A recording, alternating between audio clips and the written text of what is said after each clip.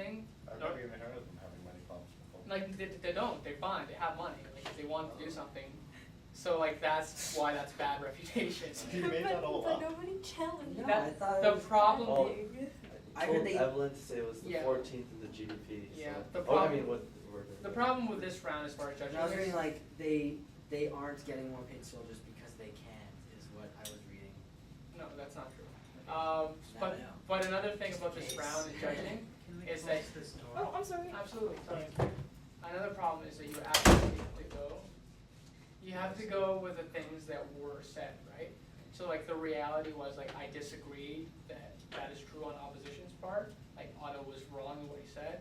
But if like his opponents never say that that's wrong, then that is true. That is relative to the round, right? It's a kind of deal. Like you kind of got that one, although it would have been super easy for like your points being lost. So like bad engagement aside, what Otto did present were kind of 2 points. And I'll just quickly summarize like as far as how the round interpreted it, the value of it. The first one was saying that's like North Korea is like probably a viable threat. Like if a viable threat exists, then we have to do whatever we can to like defend ourselves.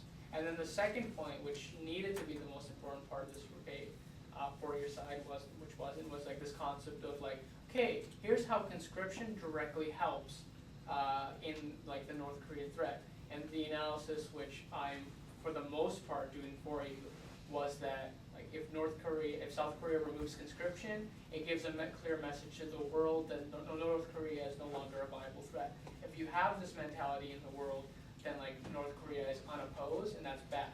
So by holding up conscription, it symbolically tells the world that like it is a threat, and that actively like stops North Korea from doing bad things.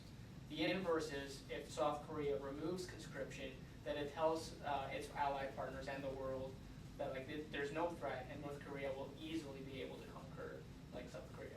So that is how directly conscription like attacks that threat. Unfortunately, it was something that like you only spent like a minute or two on. It was something that deserved at least 3, because ultimately it was the only connection we ever saw on side opposition between conscription and actually defending the country from this threat. That was the only thing we heard linking back to the resolution, which is hugely problematic, right? What we saw then in Aaron's speech was like really, really good points about human rights and stuff, and like really well done. We liked everything you said. It was effective. And as far as your engagement with the North Korea things, we thought it was viable, we thought it was effective, and we thought you won a lot of those points about exactly how is North Korea a threat. I like that thing about a quality of an army versus a quantity of an army. I thought a lot of things stood. However, in Brett's speech, he very effectively spent his entire length of his speech talking about how much of a threat North Korea is and how it is a threat. Unfortunately, what we got in Brett's speech was like a lot of mixed things. In some instances, just like really confused connections. Like I thought your entire 2 minutes that you spent on like China and how that connects to us was like either counterintuitive or just like blatantly wrong. Like I don't know if you knew you were BSing a lot of it, but like a lot of it was About what? that like how Everything? China supports North Korea. That's not BS. Like it's mostly BS. First of all, like the first thing you said is like, so they told you China is no longer supporting North Korea, but like I can prove that that's wrong. My first point of why that is wrong is China just recently sent back North Korea's refugees. I'm like, that tells you that like they don't necessarily like North Korea, not that they are in love with North Korea. So that's like the first counterintuitive thing I heard, which kind of like We love you. Get out. yeah, which kind of led to like a little bit more confusion and just understanding what you were By saying. North Korean refugees, I meant like people fleeing North Korea to go. Debate's over, Brett. Well, no, like you said North Korea, but like inherently right, which like led me to think a lot of things. But again, these were things I thought that weren't said by your opponent, so like I have to take that into consideration.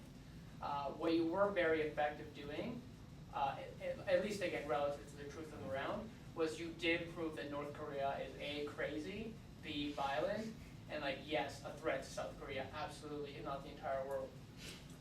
However, in your own speech, the way you were able to develop that point and make it truth was in like saying explicitly like, okay, they're not going to win because of ground troops. They're going to win because they probably have nukes, and it only takes one button to push them. which if you succeed that point, and everyone succeeded that point, then you lead the question as to like, how in the world does conscription combat a nuclear attack? Doesn't matter how many troops you have, conscripted or non, if you are bombed, they're not gonna help you, right?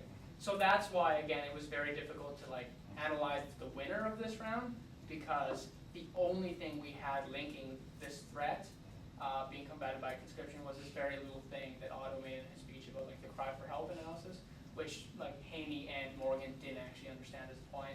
I only understood it because like it was a point I had thought of earlier, so like I knew that's what you were getting at.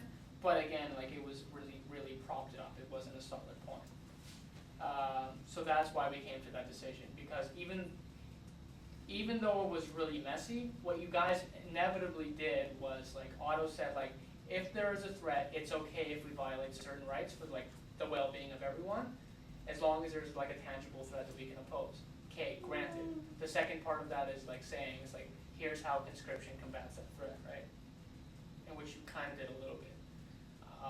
And that being said, like what proposition needed to directly state to win this round in Evelyn's whip speech was simply saying, it's like, okay, that's great, North Korea is a threat. We think there's better ways to deal with this threat than like unjustly forcing our citizens to do things that like violate their UN granted human rights, and like it wouldn't have been hard.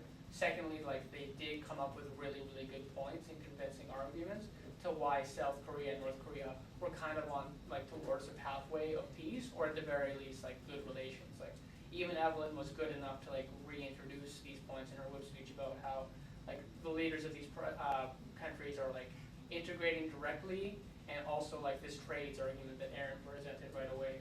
It's like, well, you can see based on trade, like there are relationships between them, and like trade is increasing between them, which like rationally leads to like better relationships between them, right? So like there was a lot of things that, to that extent, that I would have liked to see opposition engage with. In fact, for the most part, I was really disappointed with opposition's engagement with the specific points, although you were like able to, for the most part, logically link that refutation to kind of like a thought analysis of like, okay, if this is true, then this is granted. If that's granted, then all we have to do is prove this. If we prove this, we win the round logically. It doesn't really matter the exact details or contents of that speech. So like, eventually you guys were able to do that. And though I was like really, really confused and messy, because we had to like take away the words from your mouth and like just listen to what was actually said, we gave it to opposition because we felt that a lot of things that the proposition needed to say to win, they just didn't say, right? So it was problematic, but like it was a hugely close round, and the constructive on both sides was very, very good. Evelyn's constructive was really, really solid. Aaron's constructive about human rights was like just very good, and your refutation, Aaron, was very, very good, very compelling, and very direct to what Otto said. Inadvertently, Brett, like you did a good job of doing what you needed to do is your role, but like it was really confused, and it was generally like very repetitive because you didn't do that much. You just did what you needed to do, and again, Otto, like I thought your reputation was really weak, but like you did exactly what you needed to do to win the round. Specifically in your whip speech, when you explicitly said it's like human rights, yeah, granted, like it's a bad thing what we're doing, but like if what we're doing prevents our citizens from being like eliminated, then it's justified. And like you said that, right? So like it was granted, so that we followed that train of thought, and we resulted in like, yeah, I guess you guys are right, you won. So it took a long time. It's a long RFD, but that's the decision. You all did really well. It was a very close round. Okay. Any questions?